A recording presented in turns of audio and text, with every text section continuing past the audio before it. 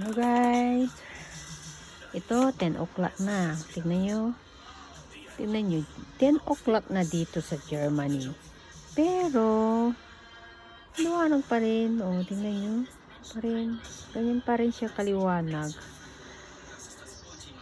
Mga July, mga 11 na siguro lulubog yung araw dito. Yan no, last 10 na. Pag yung ilaw ko ano na siya, nag-iilaw na kasi medyo dumidilim na mag-iilaw na lahat yan pag 10 o'clock. Ngayon mga 11 kasi mga 11 yata talaga lumulubog pag ganitong summer. Yan po. Nakikita nyo 10 o'clock na po ng gabi, ganyan pa rin po kaliwanag. Kaya minsan pag summer dito parang wala akong tulog kasi late ang tulog ko. Tapos pag madaling araw naman, alas 4 o alas 5, sobra naman maaga din pagsikat ng araw. Grabe. Minsan ang mga tao dito, sinasara na talaga yung bintana nila kasi hindi sila makatulog pag nakikita. Ayan pa, maliwanag pa rin. Tignan nyo yung langit, di ba? Padilim na rin siya. Ayan, yung isa nag-ano na rin.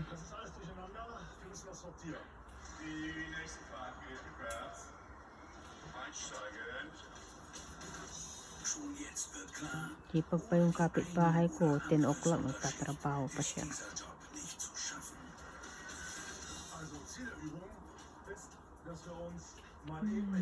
Ano ba talaga nung simoy ng hangin ngayon? Fresh yung ano niya. Ayaw pa mag-switch yung dalawa yung dalawa ko okay, yung isa ko okay na.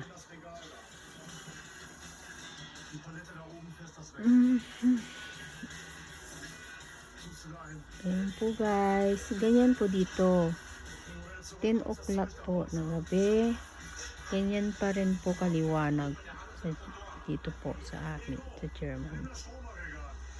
Ewan ko lang sa ibang kung the same din.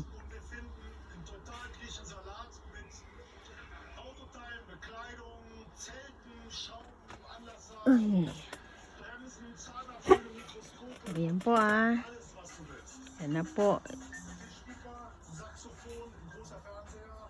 Kaya alam niyo, nung una kong pagdating dito, tapos nanonood ako ng TV, kala ko pa naman ang aga pa, tapos napano ako, sabi ko, oh my god, 11 na pala. Tapos sabi ko, need ko na nang matulog. Tapos pag umaga, ang aga din pag sumikat ng araw, kaya parang ayun, sumindi na silang lahat.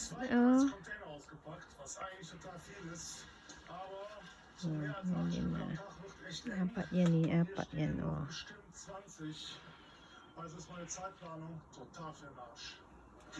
guys.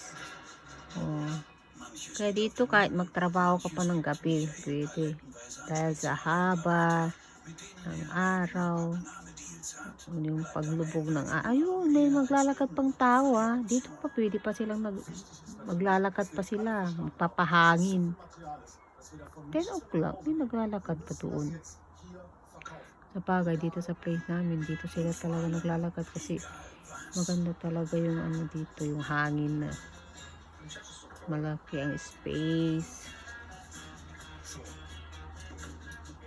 Paano guys, thank you po. I hope you enjoy watching.